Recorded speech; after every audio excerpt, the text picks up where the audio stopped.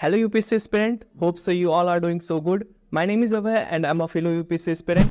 अगर हमारे समाज की नींव मजबूत होनी चाहिए तो उसे धरती पर सबसे कमजोर वर्ग के सपनों के साथ खड़ा होना पड़ेगा। डॉ भीमराव अंबेडकर। नमस्कार दोस्तों, स्वागत है आपका यूपीएससी एक्सप्लेन्ड सीरीज के एक और समाज सुधार से जुड़े एपिसोड में।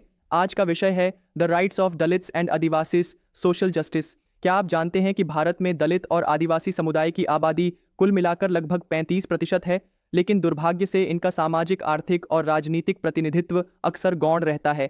इसलिए इनके अधिकारों की रक्षा और उन्हें सशक्त बनाना हमारे संविधान और समाज के लिए बेहद आवश्यक है।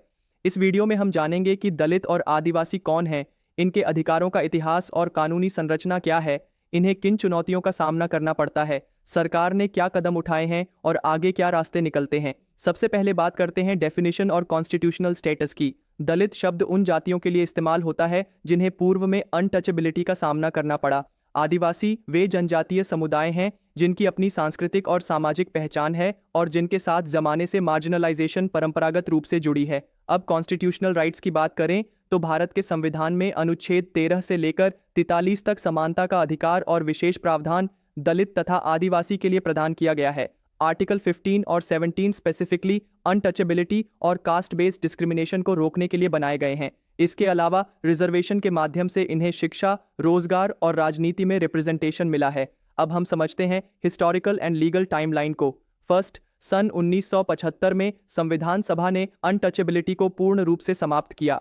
इसके बाद कई कानून बने जैसे scheduled castes and scheduled tribes, prevention of atrocities act सन 1995, जिसका उद्देश्य एट्रोसिटीज को रोकना था। सेकंड, मेंडल कमीशन की सिफारिशों के बाद सन 1997 में ओबीसीज को रिजर्वेशन देते हुए सामाजिक न्याय का विस्तार हुआ।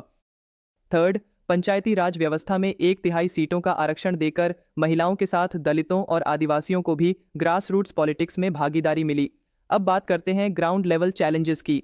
फर्स्ट, लैंड राइट्स और फॉरेस्ट राइट्स की लंबित मुद्दे। आदिवासी समुदाय को वन अधिकार अधिनियम 2037 के बावजूद भूमि मालिकाना हक नहीं मिला। Second, economic and educational deprivation. Dalit और आदिवासी समुदाय के बच्चों का ड्रॉप आउट रेशियो उच्च है और उनमें पॉवर्टी दर बहुत अधिक है। थर्ड, सोशल डिस्क्रिमिनेशन और एट्रोसिटीज। अस्पृश्यता, लिंचिंग, सेक्सुअल वायलेंस जैसी घटनाएं आज भी आम हैं, इसके बावजूद एनफोर्समेंट कमजोर है। फोर्थ, पॉलिटिकल रिप्रेजेंटेशन की कमी। पंचायत से लेकर संसद तक इनमें सक्रिय भागीदारी मौजूद है, लेकिन रियल पावर ट्रांसफर अभी भी कम है। अब जानते हैं गवर्नमेंट स्कीम्स और लीगल मैकेनिज्म्स की। First, forest rights act 2037। इसने आदिवासियों को अपनी भूमि और संसाधनों की सुरक्षा दी। Second, national scheduled castes and scheduled tribes finance and development corporation आर्थिक सशक्तिकरण के लिए लोन और स्किल डेवलपमेंट देती है। थर्ड, प्री मैट्रिक और पोस्ट मैट्रिक स्कॉलरशिप्स शिक्षा में ड्रॉप आउट रोकने के लिए आर्थिक सहायता प्रदान करती हैं। Fourth, special courts. Atrocities act के अंतर्गत विशेष अदालतों की स्थापना की गई है, लेकिन इम्प्लीमेंटेशन अभी भी कई राज्यों में अधूरा है और मॉनिटरिंग तथा ग्रीवेंस रिड्रेसल मैकेनिज्म्स कमजोर हैं। अब बात करते हैं आगे का रास्ता, पॉसिबल सॉल्यूशंस पर। First, land and resource rights को तेजी से पूरा किया जाना चाहिए। फॉरेस्ट ड्वेलर्स को एक्चुअल टाइटल मिलने चाहिए। सेकंड, एजुकेशन में टारगेटेड इंटरवेंशंस लाने चाहिए जैसे क्वालिटी स्कूलिंग, ब्रिज कोर्सेज और mentorship programmes. Third, atrocity law enforcement को मजबूत करना चाहिए और फास्ट ट्रैक कोर्ट्स बनानी चाहिए। फोर्थ, पॉलिटिकल एम्पावरमेंट बढ़ाने के लिए रिप्रेजेंटेशन के साथ कैपेसिटी बिल्डिंग भी जरूरी है।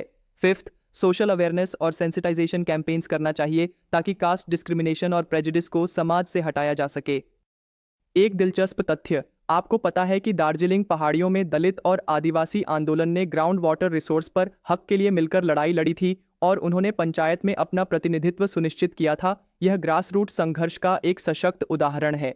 तो दोस्तों, आज हमने देखा कि दलित और आदिवासी समुदाय के अधिकार केवल सामाजिक न्याय नहीं बल्कि संविधान की आत्मा है। जब तक हम इनके अधिकारों को पूरी तरह लागू नहीं करते, तब तक हमारा समाज वास्तव में स्वतंत्र और समान नहीं हो सकता। जैसा कि डॉ भीमराव अंबेडकर ने कहा था, नया भारत तभी साकार हो सकता है जब प्रत्येक मानव को उसका सम्मान मिले। अगर आपको यह वीडियो जानकारीपूर्ण लगा हो तो कृपया इसे लाइक करें, कमेंट में अपना फीडबैक और सवाल जरूर दें और चैनल को सब्सक्राइब करें ताकि आपको यूपीएससी से जुड़ा ऐसा ज्ञानवर्धक कंटेंट नियमित रूप से मिलता रहे। आपके समय और भरोसे के लिए धन्यवाद। और जाते जाते एक सवाल, आपके अनुसार दलित और आदिवासी समुदाय के वास्तविक सशक्तिकरण के लिए सबसे जरूरी पहल क्या होनी चाहिए? भूमि अधिकार, शिक्षा, कानूनी सुरक्षा या राजनीतिक सशक्तिकरण? इस विषय पर अपने विचार कमेंट्स में अवश्य साझा करें। मैं आपके इंसाइटफुल जवाबों का इंतजार करूंगा। मिलते हैं अगले वीडियो में, तब तक के लिए जय हिंद।